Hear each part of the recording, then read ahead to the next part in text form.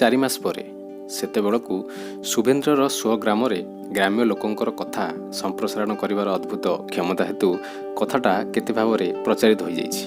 ଶୁଭେନ୍ଦ୍ରର ପିଉସୀ ଏହି ଭାବରେ ଶୁଣିଥିଲେ ଯେ ଶୁଭେନ୍ଦ୍ର ଗୋଟିଏ ଅଜଣା ଅଶୁଣା କୁଳ ସମ୍ମାନ ବିହୀନା ଅପସରୀ ପରି ସୁନ୍ଦରୀ ଯୁବତୀଟିକୁ ବିବାହ କରିଛି। କାଳେ ସେମାନେ ଏଥିରେ କିଛି ବିଘ୍ନ ଘଟାଇ ପାରନ୍ତି, ସେଥିପାଇଁ ସେମାନଙ୍କୁ ଏ ବିଷୟ ଜଣାଇ ନାହିଁ। ଆଉ ସେ ଯେତେବେଳେ ନିଜେ ସ୍ୱାଧୀନ, ସେ ଅନ୍ୟର ପରାମର୍ଶ ସେଥିପାଇଁ ଗ୍ରହଣ କରିଥାନ୍ତା ବା କାହିଁକି ଇତ୍ୟାଦି। ଏଥିପାଇଁ ଶୁଭେନ୍ଦ୍ରର ସାନ ଭଉଣୀ ଯେତେବେଳେ ତା ନିକଟକୁ ଆସିବାକୁ ଜିଦ୍ କଲା, ସେ ତାକୁ ଶୁଭେନ୍ଦ୍ର ନିକଟକୁ ପଠାଇ ଦେଲା ବେଳେ ରାଗ ଆଉ ଅଭିମାନରେ କହିଲା, ଯା ତୋର ସୁନ୍ଦରୀ ନୂଆ ବୋଉର ହାତ ପରସା ଖାଇବୁ, ମୋ ହାତରୁ ତତେ ଆଉ ରୁଚିବ ନାହିଁ। ପୁଷ୍ପର ବହୁତ ପରିବର୍ତ୍ତନ ହୋଇଯାଇଛି। ଶୁଭେନ୍ଦ୍ରର ଶୟନ କୋଠରୀଟି ହୋଇଛି ତାର ଶୟନ କକ୍ଷ। ଦିନେ ସେହି କୋଠରୀଟିର ଚଟାଣ ଉପରେ ପଡ଼ିଥିବା ସୁନ୍ଦର ଗାଲିଚା ଉପରେ ବସି ଶୁଭେନ୍ଦ୍ରର ଉଠାଇଥିବା ଫଟୋର ଖଣ୍ଡିଆ ଆଲବମ୍ ଖେଳାଇ ଦେଖୁଛି। ତାକୁ ତଳ ଅଗଣାରୁ ଶୁଭିଲା କିଏ ହଂସରାଳୀ ସ୍ୱରଜିଣା ବାଳିକା କଣ୍ଠରେ ପଚାରୁଛି, ପାରିଆ ନୂଆ ବୋଉ କେଉଁ ଘରେ? ସ୍ୱର ଶୁଣି ପୁଷ୍ପର ମନ ଚଞ୍ଚଳ ହୋଇ ଉଠିଲା। ନିକଟରେ ବିକାଶୋନ୍ମୁଖ ଗୋଲାପ କଢ଼ଟି ପରି ଗ୍ରୀବା ବକ୍ର କରି ତା ଆଡ଼କୁ ତୀକ୍ଷ୍ଣ ଉଜ୍ଜଳ ଆଖିରେ ଚାହିଁ ରହିଛି। ପୁଷ୍ପ ମନେ ମନେ ଚିହ୍ନିଲା ଇଏ କିଏ ବୋଲି। ଦୁହିଁଙ୍କର ଆଖି ମିଳିତ ହେଲା କ୍ଷଣି ବାଳିକାଟି ଝଡ଼ ବେଗରେ ଦୌଡ଼ି ଆସି ପୁଷ୍ପର ବେକକୁ ଜୋରରେ କୁଣ୍ଢାଇ ଧରି ମୁହଁରେ ମୁହଁ ଲଗାଇ ଦେଇ ଅତି ଆବେଗର ସ୍ୱରରେ କହିଲା, ନୂଆବୋଉ ତମେ ମୋ ନୂଆବୋଉ? ବାଳିକାର ଅନ୍ତରଙ୍ଗତାରେ ପୁଷ୍ପ ବିଚଳିତ ହୋଇ ଉଠିଲା। ତାର ହୃଦୟର ସ୍ନେହ ଯେପରି ମୁକ୍ତ ହୋଇ ତାର ଦେହସାରା ପୁଲକ ଛନ୍ଦରେ ଉଚ୍ଛୃଙ୍ଖଳ ଭାବରେ ଆତ୍ମପ୍ରକାଶ କଲା। ସେ ଆନନ୍ଦରେ ଆତ୍ମବିସ୍ମୃତ ହୋଇ ନିଜର ବାହୁପାଶରେ ବାଳିକାର ନବନୀତ କୋମଳ ଅଙ୍ଗଟିକୁ ବେଷ୍ଟନ କରି ସସ୍ନେହରେ ଗୋଟିଏ ଚୁମ୍ବନ ଦେଲା। ବାଳିକାଟି ମୁଖ ଉତ୍ତୋଳନ କରି ଗଭୀର ମମତାର ସହିତ ପୁଷ୍ପ ମୁହଁକୁ ଚାହିଁଲା। ଉଭୟଙ୍କର ମୁହଁରେ ମିଳନର ଆନନ୍ଦ ଛନ୍ଦ ଫୁଟି ଉଠିଲା। ବାଳିକାଟି ବିହଳ କଣ୍ଠରେ ଡାକିଲା, ନୂଆବୋଉ। ଜର୍ଜରିତ ସ୍ନେହରେ ପୁଷ୍ପର ଅଧର ଯୁଗଳ ଥରି ଉଠିଲା। ସେ ବାଳିକାର ମୁହଁର ଖୁବ୍ ନିକଟକୁ ମୁହଁ ନେଇ କମ୍ପିତ ଅଧରକୁ କିଞ୍ଚିତ୍ ଆଗକୁ ପ୍ରସାରଣ କଲା। ବାଳିକାଟି ସେଇ ଓଷ୍ଠ ଯୁଗଳର ଇଙ୍ଗିତରୁ କ'ଣ ବୋଲି ଉତ୍ତର ପାଇ ଆନନ୍ଦରେ ପୁଣି ତା ବେକକୁ ଜାକି ଧରିଲା। ଶୁଭେନ୍ଦ୍ର ଗୃହ ଭିତରକୁ ପାଦ ପକାଇବାକୁ ଉଦ୍ୟତ ହେବା ଅବସ୍ଥାରେ ଏ ଉଭୟ ବିପରୀତ ଜଳ ଆଉ ସ୍ଥଳର ଶ୍ରେଷ୍ଠ ସୃଜନ। ସେ ଆଲବମ୍ଟି ଥୋଇ ଦେଇ ଉଠିବାକୁ ଉଦ୍ୟତ ହେଲାବେଳେ ଦେଖିଲା ଗୋଟିଏ 8-9 ବର୍ଷର ବାଳିକା। ଦ୍ୱାରବନ୍ଧ ସୁମନ ଦୁଇଟିର ମିଳନ ଦେଖି ମୁହୂର୍ତ୍ତେ ମୁଗ୍ଧ ହୋଇ ଛିଡ଼ା ହୋଇ ରହିଲା। ପରେ ଉଦ୍ବେଗର ସହିତ ଗୃହ ମଧ୍ୟରେ ପ୍ରବେଶ କରି ଆନନ୍ଦରେ ଅଧୀର ହୋଇ ଉଚ୍ଛନ୍ନ ସ୍ୱରରେ ଡାକିଲା, ମିନି ମିନି। ପୁଷ୍ପକୁ ଛାଡ଼ି ଦେଇ ହଠାତ୍ ମିନି ଦୌଡ଼ି ଆସି ଶୁଭେନ୍ଦ୍ରକୁ କୁଣ୍ଢାଇ ପକାଇଲା। ଶୁଭେନ୍ଦ୍ର ତାକୁ କାଖ ଉପରକୁ ଉଠାଇ ନେଇ ତା ଆସିବା କଥା, ଘର କଥା ଇତ୍ୟାଦି କେତେ କଥା ପଚାରିଲା। ମିନି କୌଣସି କଥାରେ ଉତ୍ତର ନ ଦେଇ ପୁଷ୍ପକୁ ଉଦ୍ଦେଶ୍ୟ କରି ତାକୁ ପଚାରିଲା, ନନା ସେ କିଏ କି? ଶୁଭେନ୍ଦ୍ର ସସ୍ନେହରେ ତା ଗଣ୍ଡରେ ଗୋଟିଏ ଛୋଟ ଚପେଟା ଘାତ କରି କହିଲା, ତୁ ପଚାରୁନୁ, ମୁଁ ଜାଣିନାହିଁ। ମିନି ହସି ହସି ମୁଣ୍ଡ ହଲାଇ ହଲାଇ କହିଲା, ହଁ ନ କୁହ, ମୁଁ ଜାଣିଛି ଯେ। ଶୁଭେନ୍ଦ୍ର କାଖରୁ ଓହ୍ଲାଇ ଆସି ପୁଷ୍ପକୁ ସେହିପରି କୁଣ୍ଢାଇ ଧରି ପଚାରିଲା, ନୂଆବୋଉ ସେ କିଏ କି? ମିନି ପୁଷ୍ପ ନିକଟକୁ ଆସିଲା ବେଳକୁ ଶୁଭେନ୍ଦ୍ର ଚାଲି ଯାଇଥିଲା। ପୁଷ୍ପ ଧୀରେ ଅସ୍ପଷ୍ଟ ସ୍ୱରରେ ଉତ୍ତର ଦେଲା, ତମ ବର। ମିନି ସେହିପରି ଭାବରେ ମୁଣ୍ଡ ହଲାଇ ହଲାଇ କହିଲା, ହଁ ନ କୁହ, ମୁଁ ଜାଣିଛି ଯେ। ଏହି ଦିନଠାରୁ ପୁଷ୍ପ ମନରେ ଥିବା ସନ୍ଦେହର ଦାଗ ପର୍ଯ୍ୟନ୍ତ ଲିଭିଯାଇ ଶୁଭେନ୍ଦ୍ର ପ୍ରତି ପତ୍ନୀ ଭାବରେ ତା ମନ ଅଧିକତର ଆକୃଷ୍ଟ ହୋଇ ଉଠିଲା। ତାର ଯାହା ଆଡ଼ାଆଡ଼ ଭାବ ଟିକେ ଥିଲା ତାହା ମଧ୍ୟ ଦୂର ହୋଇଗଲା। ଏବେ ସେ ପ୍ରାୟ ସର୍ବଦା ଶୁଭେନ୍ଦ୍ର କଥା ଭାବେ। ସେ ଯିଏ ହେଉ, ତା ସ୍ୱାମୀ ହେଉ ବା ଅନ୍ୟ କେହି ହେଉ, ସେ ଯେ ଏଡ଼େ ବଡ଼ ଉଚ୍ଚମନା ମହତ ଲୋକ ପୁଷ୍ପର କଳ୍ପନାର ଊର୍ଦ୍ଧ୍ୱରେ, ଏଥିରେ ସନ୍ଦେହ ନାହିଁ। ସେ ତାର ପିତାର ଜାତି, କୁଳ, ଗୋତ୍ର ଆଉ ଅବସ୍ଥାର ଅନୁରୂପ ଯେତିକି ଭାବିବା ସ୍ୱାଭାବିକ। ତା ଛଡ଼ା କେବେ ହେଲେ କଳ୍ପନା କରିନଥିଲା ତା ଭାଗ୍ୟରେ ଏପରି ଏକ ମହାନୁଭବ, ଧନୀ ଆଉ ସୁନ୍ଦର ଯୁବକ ସ୍ୱାମୀ ଆଉ ଏତେ ସୁଖ ସୌଭାଗ୍ୟ ଅଛି ବୋଲି। ସେ ଯେବେ ଆଗରୁ ଜାଣିଥାନ୍ତା ତାହେଲେ କେବେ ହିଁ ବିଷ ଖାଇନଥାନ୍ତା। ଏହିପରି ଭାବିଲା ବେଳେ ତାର ମନେ ପଡ଼େ ଜଣେ କିଏ ସନ୍ନ୍ୟାସୀ ଶ୍ରେଣୀର ଲୋକ ଦିନେ ତାର ହାତ ଦେଖି ତା ବାପାକୁ କହିଥିଲେ, ଆରେ ତୋ ଝିଅ ରାଣୀ ହେବ ରେ। ସେଥିପାଇଁ ତାର ସାଙ୍ଗସାଥୀମାନେ ତାକୁ ପରିହାସ କରି ରାଣୀ ବୋଲି ଡାକୁଥିଲେ। କିନ୍ତୁ ତାର କପାଳ, ଆଉ ବେଶୀ ସେ ଭାବିପାରେ ନାହିଁ। ମନେ ମନେ ମସ୍ତକ ତାର ଅବନତ କରେ ସେହି ଭବିଷ୍ୟଦ୍ରଷ୍ଟାଙ୍କ ଉଦ୍ଦେଶ୍ୟରେ। ଦୁଃଖ ପରେ ସୁଖ ଭିତରେ ଯେଉଁ ଦୁଃଖର ସ୍ମୃତି, ତାହା ମନୁଷ୍ୟର ଘୋର ଅସହ୍ୟ ହେଲେ ହିଁ ଭାବି ହୋଇଯାଏ। ଯେତେ ତାକୁ ଦୂରକୁ ଠେଲିଦେଲେ ମଧ୍ୟ ସମୁଦ୍ରର ଅଭ୍ୟନ୍ତରୀଣ ସ୍ରୋତ ପରି ବାର ବାର ତାହା ମନ ଭିତରକୁ ଆସି ଜୋର କରି ସେହିଆଡ଼େ ଭସାଇ ନେଇଯାଏ। ନ ଭାବି ରହି ହୁଏ ନାହିଁ। ଏହି ସୁଖ ଶାନ୍ତି ଭିତରେ ମଧ୍ୟ ବେଳେବେଳେ ପୁଷ୍ପର ଗତ ଜୀବନର ଦୁଃଖ କଷ୍ଟ ଛାୟାବାଜି ପରି ତାର ମାନସ ପଟରେ ଭାସି ଖେଳିଯାଏ। ସେ ଅନ୍ତରେ ଅନ୍ତରେ ଶିହରି ଉଠେ। ଆଖି ବୁଜି ଦେଇ ଭଗବାନଙ୍କୁ ଡାକେ, ହେ ଭଗବାନ, ତୁମେ ସହାୟ ହୁଅ। ସୁଖ ଦେଇ ପୁଣି କାହିଁକି ସେ ଦୁଃଖ କଥା ମନରେ ଦେଉଛ? ମୋତେ ବୁଲାଇ ଦିଅ। ମୋ ମନରୁ ତାହା ଲିଭିଯାଉ। ଭାବୁ ଭାବୁ ତା ମନ କ'ଣ ହୋଇଯାଏ, ତା ଆଖି ଛଳଛଳ ହୋଇଆସେ। ଦିନେ ଏହିପରି ସମୟରେ ମିନି ପହଞ୍ଚି କହିଲା, ଦେଖ ଦେଖ ନୂଆବୋଉଙ୍କ ଆଖିରେ ଲୁହ କେମିତି ଟଳଟଳ ହେଉଛି। ତମେ କାନ୍ଦୁଛ କାହିଁକି ନୂଆବୋଉ? ନନାଙ୍କୁ କହିଦେବି। ପୁଷ୍ପ ପତନୋଦ୍ୟତ ଅଶ୍ରୁବିନ୍ଦୁ ତତ୍କ୍ଷଣାତ୍ ମୁଞ୍ଚନ କରି ମିନିକୁ କୋଳକୁ ଟାଣି ଆଣି ତା ମୁହଁରେ ହାତ ବୁଲାଇ ବାଷ୍ପଜଡ଼ିତ ସ୍ନେହାର୍ଦ୍ଦ କଣ୍ଠରେ କହିଲା, ମୁଁ କାହିଁକି କାନ୍ଦିବି? ତମ ପରି ଭଉଣୀ ଯାର ଅଛି। ମିନି କଥା ନ ସରୁଣୁ କହି ଉଠିଲା, ଆଚ୍ଛା ନୂଆବୋଉ, ମୁଁ କ'ଣ ତମ ଭଉଣୀ? ମୁଁ ତ ନନାଙ୍କ। ପୁଷ୍ପ ତାକୁ କିଛି ବୁଝାଇ ଦେଇ ନପାରି କେବଳ କହିଲା, ନନାଙ୍କର ଯିଏ ଯାହା ହେବ ମୋର ବି ସିଏ ତାହା ହେବ। ମିନି ଚଞ୍ଚଳ କଥାଟା ଧରି ନେଇ କହି ଉଠିଲା, ଆଚ୍ଛା ନନାଙ୍କର ତମେ ନୂଆବୋଉ, ତେମେ କ'ଣ ତମର ନୂଆବୋଉ? ପୁଷ୍ପ ମିନିର ଏ ଚାପଲ୍ୟରେ ହସି ଉଠି ନିଜର ମୁହଁ ନିକଟକୁ ତା ମୁହଁକୁ ଆଣି ସ୍ନେହର ସହିତ ତା ଦୁଇ ଗାଲକୁ ଚିପି ଧରି କହିଲା, ନାଇଁ ନାଇଁ, ନିଜେ କେମିତି ନିଜର ହେବି? ତେମେ ମୋ ନୂଆବୋଉ। ମିନି କ'ଣ ବୁଝି ନାଇଁ ନାଇଁ କରି ତା ନିକଟରୁ ପଳାଇ ଯିବାକୁ ଉଦ୍ୟତ ହେଲା। ପୁଷ୍ପ ହସି ହସି ହଁ ହଁ କହି ତାକୁ କୁଣ୍ଢାଇ ଛାତିରେ ଭିଡ଼ି ଧରିଲା। ମିନି ଛାଟିପିଟି ହେଉ ହେଉ କହିଲା, ଆସ ନୂଆବୋଉ, ହାରମାନିଆ ବଜାଇବା। ତମ ପାଇଁ ଆଜି ଗୋଟାଏ ନୂଆ ହାରମାନିଆ ଆସିଛି। ଏହା କହି ସେ ପୁଷ୍ପର କାନି ଧରି ତାକୁ ହଲ୍ ଭିତରକୁ ଟାଣି ଘେନିଗଲା। ମିନି ଶୁଭେନ୍ଦ୍ରକୁ କହି ଘରେ ଥିବା ହାରମୋନିୟମଟି ମଗାଇ ଦେଇଛି। ବାକ୍ସରୁ ଖୋଲି ଟେବୁଲ ଉପରେ ରଖି ପୁଷ୍ପକୁ କହିଲା, ନିଅ ନୂଆବୋଉ, ଏ ହାରମୋନିଆଟା ତମର। କହିସାରି ପୁଷ୍ପ ମୁହଁକୁ ଅନାଇଲା। କ'ଣ ବୁଝି କହିଲା, ଏଇଟା ପୁରୁଣା ଦିଶୁଛି। କ'ଣ କହୁଛ ମ? ପୁଷ୍ପ ହାସ୍ୟବେଗ ସଙ୍କୁଚିତ କରି କେବଳ ଅଳ୍ପ କଣ୍ଠକୁ ଫଟେଇ ହସିଦେଲା।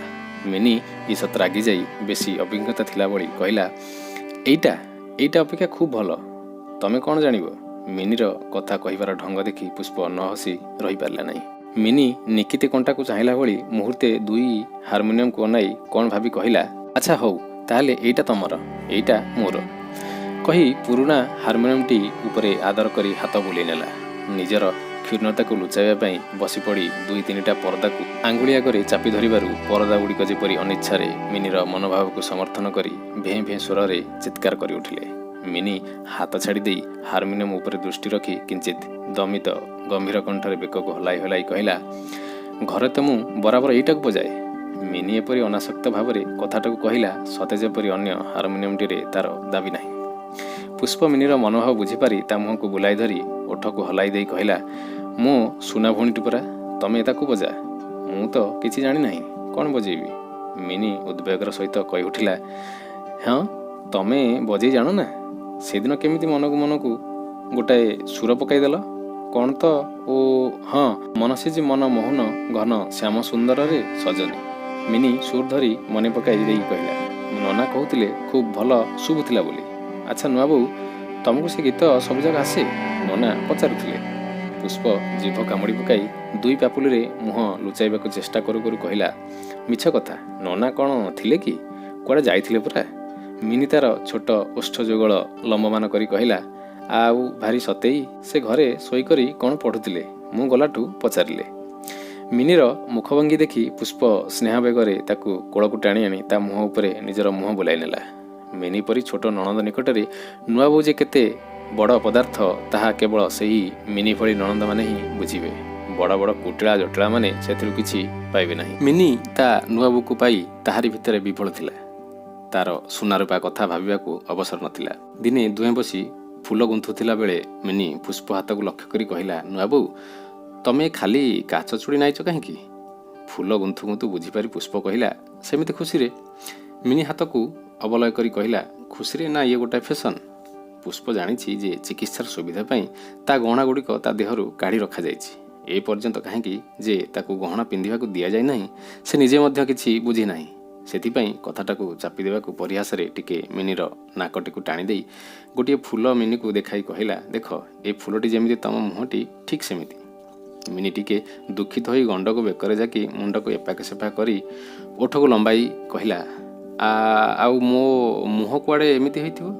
ଆଚ୍ଛା ରହିଲ ଦେଖିବା ଭଲା ମୋ ମୁହଁ କୁଆଡ଼େ। କହୁ କହୁ ମିନି ଫୁଲଟିକୁ ହାତରେ ଧରି ହଲ୍ରେ ଅଧ୍ୟୟନରତ ଶୁଭେନ୍ଦ୍ର ନିକଟକୁ ଦୌଡ଼ି ଆସି ପଚାରିଲା, ଆଚ୍ଛା କହିଲ ନନା, ମୋ ମୁହଁ କୁଆଡ଼େ ଏଇ ଗୋଲାପ ଫୁଲଟା ପରି ଏମିତି ପାଖୁଡ଼ା ପାଖୁଡ଼ା ହୋଇଛି? କଥାଟା ଶୁଭେନ୍ଦ୍ର ବୁଝିପାରିଲା। ହସି ହସି ଆଦରରେ ମିନିର ମୁହଁଟିକୁ ଧରି ନିରୀକ୍ଷଣ କରି କହିଲା, ବାଃ ଠିକ୍ ତ। ଶୁଭେନ୍ଦ୍ରର କଥାରେ ମିନି ଇଷତ୍ ତାଚ୍ଛଲ୍ୟ ଭାବ ପ୍ରକାଶ କରି ମୁହଁ ହଲାଇ କହିଲା, ଆଉ କେମିତି ନା, ବାଃ ଠିକ୍ ତ। ଆଙ୍ଗୁଳିରେ ଦେଖାଇ ଦେଇ ଶୁଭେନ୍ଦ୍ର କହିଲା, ଏଇ ତୋ ଆଖିପତା, ଭ୍ରୁଲତା, ନାକପଡ଼ିଆ, ଏଇ ତୋ ଥଣ୍ଟ କହି ଶୁଭେନ୍ଦ୍ର ମିନିର ନିମ୍ନଷ୍ଠକୁ 2 ଆଙ୍ଗୁଳିରେ ଚିପିଦେଲା। ମିନି ତାର ସ୍ୱରରେ ହସି ଉଠି କହିଲା, ମୁଁ କ'ଣ ଚଢ଼େଇ ଯେ ମୋର ଥଣ୍ଟ? ଶୁଭେନ୍ଦ୍ର ସ୍ଫୁର୍ତ୍ତିର ସହିତ କହିଲା, ଆଚ୍ଛା ଆଚ୍ଛା, ଥଣ୍ଟ ନୁହେଁ, ଅଧର 2ଟି ଆଉ ତୋ ଚିବୁକଟି, ତୋ ଗଣ୍ଡ 2ଟି, ତୋ କପାଳଟି ଆଉ ତୋ କାନ 2ଟି।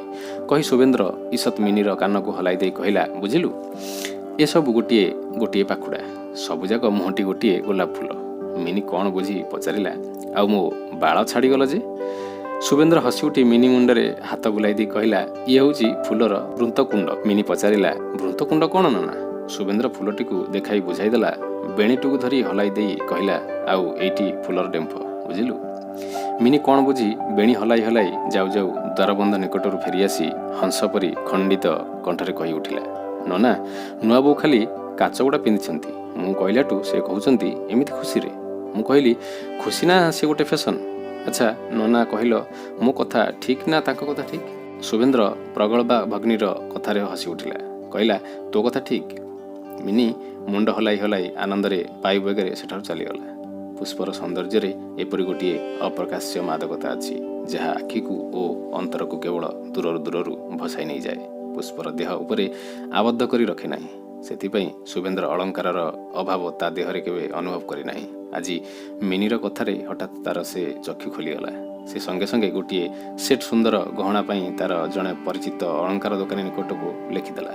ମିନି ଯାଇ ବିଜୟର ଉତ୍ତେଜିତ କଣ୍ଠରେ କହିଲା ପୁଷ୍ପକୁ, ହେଁ କ'ଣ ହେଲା?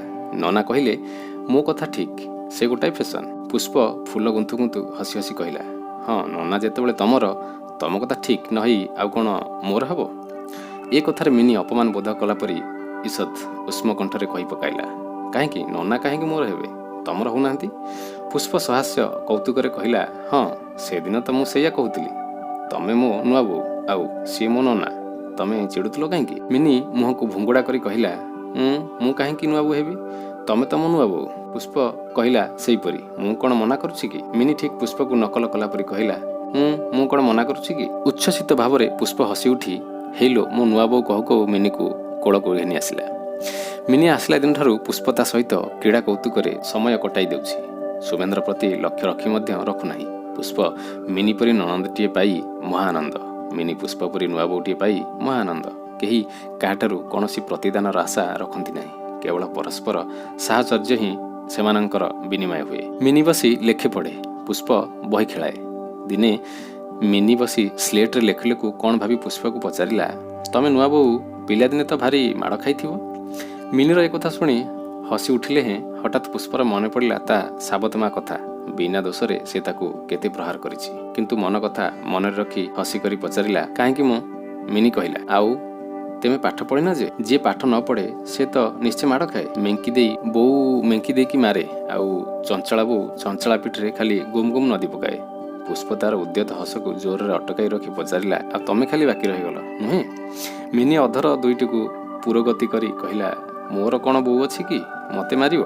ମୋ ବୋଉ ତ, କହି ମିନିର ମୁହଁଟି ଶୁଖିଗଲା। ପୁଷ୍ପ ହଠାତ୍ ମିନିକୁ କୋଳକୁ ଟାଣି ଆଣି ମମତା ବିହ୍ୱଳ ସ୍ୱରରେ କହିଲା, ଆଚ୍ଛା, ଆଜିଠୁ ମୁଁ ତୁମକୁ ମାରିବି, ତମେ ପାଠ ନ ପଢ଼ିଲେ। ମିନି ମୁହଁରେ ହାସ୍ୟରେଖା ଦେଖାଗଲା। ସେ କହିଲା, ତମେ କ'ଣ ମୋର ବୋଉ ଯେ ମୋତେ ମାରିବ? ତମେ ତ ନୂଆ ବୋଉ।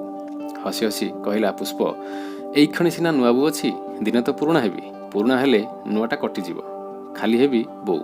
ଏହିପରି ଆମୋଦ ଆହ୍ଲାଦ ଭିତରେ ମିନି ଆଉ ପୁଷ୍ପର ସମୟ କେଉଁ ବାଟେ ଚାଲିଯାଏ କେହି ଜାଣନ୍ତି ନାହିଁ। ମିନି ପଢ଼ିଲା ବେଳେ ଦିନେ ପୁଷ୍ପ ବସି ବହି ଖେଳାଉଥିଲା। ମିନି ଦେଖି କହିଲା, ପଢ଼ି ତ ଆସେ ନାହିଁ, ଖାଲି ବହି ଖେଳାଇଲେ କ'ଣ ହେବ? ପୁଷ୍ପ ମୃଦୁ ମୃଦୁ ହସୁ ହସୁ ପରିହାସର ସ୍ୱରରେ କହିଲା, ତମେ ପଢ଼, ଯେ ବରକୁ ପଢ଼ି ଶୁଣାଇବ। ନାଇଁ ନୂଆ ବୋଉ, ସତେ ପଢ଼ିବ, ଆସ, ମୁଁ ପଢ଼େଇ ଦେବି। କ'ଣ ପଢ଼େଇବ? ମୁଁ ଏକା ସେ ଅ ଆ କ ଖ ଗୁଡ଼ାକ ପଢ଼ିବି ନାହିଁ। ମୁଁ କ'ଣ ତମରି ପରି ପିଲା ହେଇଛି ଯେ ଠ ଠ ମଡ଼େଇବି? ମିନି ଫାଷ୍ଟ ବୁକ୍ ଖଣ୍ଡକ ପୁଷ୍ପ ଆଗରେ ଧରି ଉତ୍ସୁକ ହୋଇ କହିଲା, ଆଚ୍ଛା, ତମେ ଏ ଫାଷ୍ଟ ବୁକ୍ଟା ପଢ଼, କହିଲ ଏ ବି। ହସି ଦେଇ ପୁଷ୍ପ କହିଲା, ଏ ବି? ମିନି ପୁଣି ହସି ହସି କହିଲା, କହିଲ ସି? ପୁଷ୍ପ ସେହିପରି ଭାବରେ କହିଲା, କାହିଁ ଦେଖା। ମିନି ଅକ୍ଷରଟି ଉପରେ ଆଙ୍ଗୁଳି ଦେଇ ଦେଖାଇଦେଲା। ପୁଷ୍ପ ଅକ୍ଷରଟିକୁ ଦେଖି ପରିହାସ କରି କହିଲା, ଏ ଅକ୍ଷରଟା ଫାସିଆ ପରି ହେଇଛି, ଆକୁ ସି ନ କହି ଫାସିଆ ବୋଲି କହିଲେ ତ ହେବ। ମିନି ଟିକେ ଉତ୍ତେଜିତ ହେଲା ପରି କହିଲା, ସତରେ ନୂଆ ବୋଉ, ଏ ଇଂଲିଶ ଅକ୍ଷର ଗୁଡ଼ା କେତେ ରକମର, ପଢ଼ିବ ଗୋଟା ରକମର, ଲେଖିବ ଗୋଟା ରକମର, ପୁଣି ଗୋଟା ଧାଡ଼ି ମୂଳରେ ଲେଖିବ ବଡ଼ ବଡ଼ କରି, ଭାରି କଷ୍ଟ। ଆମ ଓଡ଼ିଆ ଅକ୍ଷର ଭାରି ଭଲ, ବଡ଼ ସାନ ନାହିଁ, ଗୋଟାଏ ରକମର, ଏକାଥରେ ପଢ଼ିଯିବ। ତମେ ଆଗେ ଓଡ଼ିଆ ପଢ଼, ସହଜ ହେବ ନୁହେଁ? ଏହା କହି ମିନି ତା ଇଂରାଜୀ ହସ୍ତାକ୍ଷର ଖାତାଟି ବାହାର କରି ଦେଖାଇ କହିଲା, ହେଇ ଦେଖ ନା, ଏ ବଡ଼ ଛୋଟା ଅକ୍ଷର ଗୁଡ଼ାକ କେଡ଼େ କଷ୍ଟ। ଖାତାଟି ଧରି ମିନି ଲେଖିବାକୁ ଲାଗିଲା। ଏ ଅକ୍ଷର ଗୁଡ଼ିକ ଏଡ଼େ ବେମାପ ହୋଇପଡ଼ୁଥାଏ ଯେ ପୁଷ୍ପ ଦେଖି ହସିଦେଲା। ମିନି ଟିକେ ଅପମାନିତ ହେଲା ପରି ପୁଷ୍ପକୁ ଚାହିଁ ଅଭିମାନ ସ୍ୱରରେ କହିଲା, ଆଚ୍ଛା ହସୁଛ? ଲେଖିଲ ଭଲା ଏମିତି ଗୋଟାଏ ଅକ୍ଷର ଦେଖିବା। ପୁଷ୍ପ ମିନିର କାର୍ଯ୍ୟକଳାପରେ ଆମୋଦ ଅନୁଭବ କରୁଥିଲା। ହସି ହସି ମିନି ହାତରୁ ଖାତା କଲମ ନିଜ ଆଡ଼କୁ ଟାଣି ଆଣି ଲେଖିବାକୁ ବସିଲାରୁ ମିନି ଖାତା ଉପରେ ହାତ ଦେଇ ବ୍ୟସ୍ତ ହୋଇ କହିଉଠିଲା, ହେ ନୂଆବୋଉ, ସେଦିନ କେମିତି ଖୋଲି ଗାରେଇ ପକେଇଲ, ଖାତାଟା ଖରାପ ହୋଇଗଲା। ପୁଷ୍ପ ଠିକ୍ ମିନି ପରି ଭାବଭଙ୍ଗୀ କରି କହିଲା, ହେ ଖରାପ ହେଲେ ତ ହେବ, କାଗଜ ଖଣ୍ଡେ ତ ଯିବ, ତମେ ହାତ ଛାଡ଼ିଲ ଦେଖିବ। ମିନି ହାତ ଛାଡ଼ିଦେଇ ନିରସ୍ତ ଭାବରେ କହିଲା, ହଉ ନିଅ ଗାରା। ପୁଷ୍ପ ଈଷତ୍ ସ୍ମିତ ଆଖିରେ ମିନିକୁ ଚାହିଁ ଭଲ ଭାବରେ ବସି ଲେଖିଲା, mini is a good girl. Mini ଦେଖି ଅବାକ୍। ପୁଷ୍ପ ଉଠାକୁ ଉଠାଇ ବିମୁଗ୍ଧ ବିସ୍ଫୋରିତ ଆଖିରେ ତାକୁ ଚାହିଁ କହିଲା, ହେ ନୂଆବୋଉ, ତମେ ଏମିତି? ପୁଷ୍ପ ସ୍ନେହ ଛଳଛଳ ଆଖିରେ ମିନିକୁ ଚାହିଁ କଣ୍ଠରେ ଆମୋଦ ମନ୍ଥର ସ୍ୱର ଦେଇ କହିଲା, କେମିତି? ମିନି ଚତୁଷ୍ପଦ ପଶୁଟି ପରି ପୁଷ୍ପର ଓଠ ଛାଡ଼ି ଦେଇ ଆଣ୍ଠୁ ଆଉ ହାତରେ ଗଣ୍ଠି ଉପରେ ଭରା ଦେଇ ପୁଷ୍ପକୁ ମିନତି କରି କହିଲା, ହେ ନୂଆବୋଉ, ଲେଖ ଲେଖ, ତୁମକୁ ମୁଁ ରାଣ। କେଡ଼େ ସୁନ୍ଦର ଅକ୍ଷର ତୁମର ନୂଆବୋଉ, ଠିକ୍ ଯେମିତି ଛାପା ଅକ୍ଷର। ପୁଷ୍ପ ଲେଖିବାକୁ ଲାଗିଲା। ମିନି କିଛି ସମୟ ଚାହିଁ ଚାହିଁ କ'ଣ ଭାବି, ମୁଁ ପାଣି ପିଇ ଆସେ, ତମେ ଲେଖୁଥା କହି କ୍ଷିପ୍ର ପଦରେ ଚାଲିଗଲା। ଶୁଭେନ୍ଦ୍ର ବହିଖଣ୍ଡ ଧରି ନିବିଷ୍ଟ ମନରେ କ'ଣ ପଢ଼ୁଥିଲା। ମିନି ଦମକା ପବନ ପରି ଘର ଭିତରେ ପ୍ରବେଶ କରି ତାର ନିବିଷ୍ଟତାକୁ ଉଡ଼ାଇ ନେଇଗଲା। ଶୁଭେନ୍ଦ୍ର କ'ଣ କହିବା ପୂର୍ବରୁ ମିନି ନିଜ ପାଟିରେ ହାତ ଦେଇ ଆଖିର ବିସ୍ଫୋରିତ ଚାହାଣୀରେ ଶୁଭେନ୍ଦ୍ରକୁ ପାଟି ନ କରିବାକୁ ସଙ୍କେତ ଦେଲା। ଶୁଭେନ୍ଦ୍ର କିଛି ବୁଝିପାରିଲା ନାହିଁ। କେବଳ ମିନିର ଢଙ୍ଗଢାଙ୍ଗ ଦେଖି ମନେ ମନେ ହସିବାକୁ ଲାଗିଲା। ନିକଟରେ ପହଞ୍ଚି ଶୁଭେନ୍ଦ୍ରର ହାତକୁ ଧରି ଓଟାରି ଓଟାରି ମିନି ଫୁସ୍ଫୁସ୍ ସ୍ୱରରେ କହିଲା, ତମେ ପରା ମନା କରୁଥିଲ, ଦେଖିବ ଆସ, ନୂଆବୋଉ କ'ଣ କରୁଛନ୍ତି, ଚୁପ୍ କରି ଆସ, କିଛି ଗୋଳମାଳ କରନା। ଶୁଭେନ୍ଦ୍ର ଉଠି କୌତୂହଳର ବଶବର୍ତ୍ତୀ ହୋଇ ମିନିର ଅନୁଗମନ କଲା। ମିନି ଶୁଭେନ୍ଦ୍ରକୁ ନେଇ ପୁଷ୍ପର ପଶ୍ଚାତ୍ ଭାଗରେ ଛିଡ଼ା କରାଇ ଦେଇ ନିଜେ ଯାଇ କିଛି ନ ଜାଣିଲା ପରି ପୁଷ୍ପ ଆଗରେ ବସି ପଡ଼ିଲା। ପୁଷ୍ପ ଲେଖୁଥିଲା, କିଛି ଜାଣିପାରିଲା ନାହିଁ। ମିନିକୁ ଚାହିଁ ଖାତାଟା ତା ଆଡ଼କୁ ଠେଲି ଦେଇ କହିଲା, ନିଅ ଏମିତି ଲେଖିଲ। ଶୁଭେନ୍ଦ୍ର ମୁଗ୍ଧ ଆଖିରେ ଖାତା ଉପରକୁ ଚାହିଁଥିଲା। ମିନି ତାକୁ ଅନାଇ ଦେଲା। ମିନିର ଦୃଷ୍ଟିଗତିକୁ ଅନୁସରଣ କରିବାକୁ ଯାଇ ଲଜ୍ଜାରେ ପୁଷ୍ପ ଜଡ଼ସଡ଼ ହୋଇପଡ଼ିଲା। ମନେ ମନେ ମିନିର ବିଶ୍ୱାସଘାତକତାରେ ରୁଷ୍ଟ ହେଲା ପରି ତାକୁ ଚାହିଁଲା। ବୁଝିପାରି ଧୀର ଶାନ୍ତ ଭାବରେ ଶୁଭେନ୍ଦ୍ର ସ୍ନେହାର୍ଥ କଣ୍ଠରେ କହିଲା, ମୋର ଧାରଣା ଥିଲା ତମେ କିଛି ପାଠଶାଠ ପଢ଼ିନା ବୋଲି, କିନ୍ତୁ ମୋର ଭାବିବା ଉଚିତ ଥିଲା ଯେ ପଦ୍ମ କିମ୍ବା ଗୋଲାପ ଏତେ ଯେ ସୁନ୍ଦର କେବଳ ରୂପରେ ନୁହେଁ, ଗୁଣରେ ମଧ୍ୟ ଶ୍ରେଷ୍ଠ ପୁଷ୍ପର ସୁବାସ ମଧ୍ୟ ଶ୍ରେଷ୍ଠ। ପୁଷ୍ପ ମୁହଁକୁ ତଳକୁ କରି ଜାକିଜୁକି ହୋଇ ବସି ଅନୁରାଗର ସରମରେ ସେତେବେଳକୁ ଦେହସାରା ତାର ଝାଳରେ ପୂର୍ଣ୍ଣ କରିଦେଲାଣି ଦେଖି ଶୁଭେନ୍ଦ୍ର ଗମନୋଦ୍ୟତ ହୋଇ କହିଲା, ହଉ ବସି ଲେଖ, ଯାହା ହେଉ ମୁଁ ଜଣେ କ୍ଲର୍କ ପାଇଲି। କହି ଚାଲିଯିବା ଅବସ୍ଥାରେ ପୁଷ୍ପ ମୁହଁ ଉଠାଇ ଥରେ ତା ଉପରେ ସଲଜ୍ଜ ସପ୍ରଶ୍ନ ଦୃଷ୍ଟି ପକାଇ ନେଲା। ତାର ଡାହାଣ ପାଟିକୋଣରେ ଈଷତ୍ ହାସ୍ୟରେଖା ଟାଣି ହୋଇଗଲା। ଶୁଭେନ୍ଦ୍ରର ଆଖି ଉପରେ ଗୋଟିଏ ହାସ୍ୟ ତରଙ୍ଗ ଖେଳି ଖେଳି ଚାଲିଗଲା। ସେ ଗଲା ପରେ ପୁଷ୍ପ ମିନିକୁ ଧରି କ୍ଷୁର୍ଣ୍ଣ ସ୍ୱରରେ କହିଲା, ତମେ ଭାରି ଅବିଶ୍ୱାସୀ। ମିନି ମୃଦୁ ମୃଦୁ ହସି ହସି କହିଲା, ଅବିଶ୍ୱାସୀ ନା ମୁଁ ନା ତମେ? ଆଗରୁ କାହିଁକି ମୋତେ ଲୁଚେଇ ରଖିଥିଲ? ପୁଣି ସ୍ୱରକୁ ନରମ କରି କହିଲା, ଆଚ୍ଛା ନୂଆବୋଉ, ତମେ କ'ଣ ପଢ଼ିଛ, MA ପାସ୍ କରିଛ? ପୁଷ୍ପ ଉଚ୍ଚ ସ୍ୱରରେ ହସି ଉଠିଲା, ଧେତ୍, ଆମ ଗାଁ ସ୍କୁଲରେ ମାଇନର ପାସ୍ କରିଛି। ସମସ୍ତେ କ'ଣ ତମ ଭାଇଙ୍କ ପରି MA ପାସ୍ କରିବେ?